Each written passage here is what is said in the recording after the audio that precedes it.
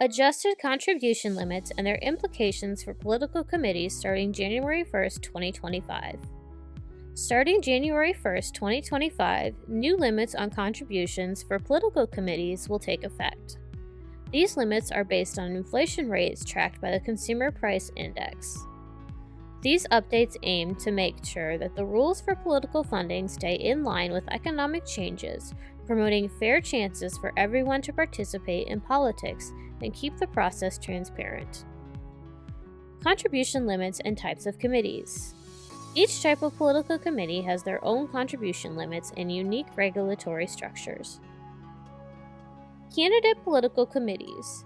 Candidate political committees represent candidates running for office and act as their designated fundraising bodies. For candidate political committees, you can receive $7,300 from an individual, $14,600 from a corporation, labor organization, or association, $72,800 from another candidate's political committee or political action committee, also known as a PAC, and there are unlimited contributions from political party committees. Political party committees, which include state and county party central committees, legislative caucus committees, and other subgroups, are subjected to slightly different frameworks.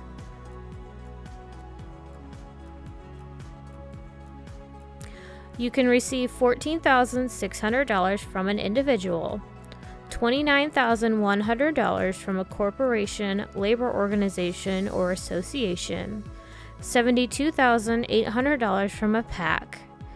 There are no limits on contributions from other political action committees or candidate political committees, and there are no restrictions on transfers between state and federal political action committees. Political action committees, also known as PACs, represent groups or individuals supporting or opposing candidates and can significantly influence election outcomes.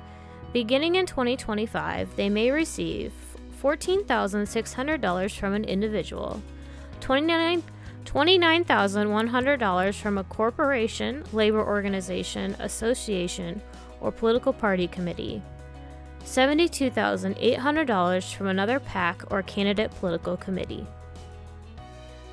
Ballot initiative committees. Ballot initiative committees focus on a specific policy question rather than the candidate.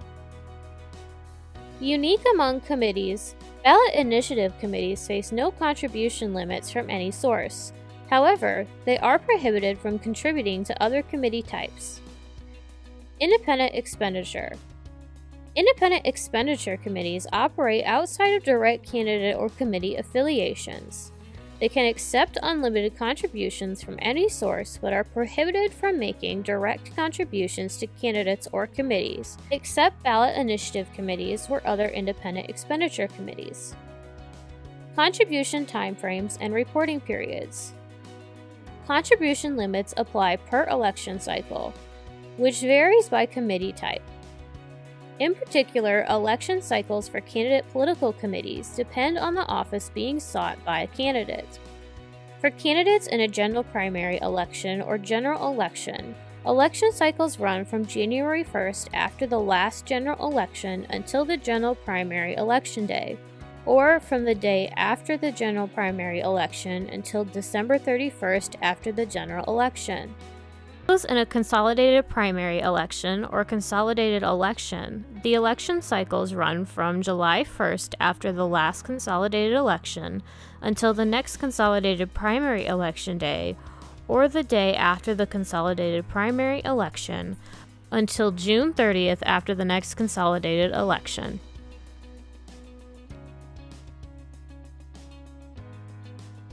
For the General Assembly candidates, election cycles run from January 1st after the general election until the next general primary election day or the day after the general primary election until December 31st after the general election.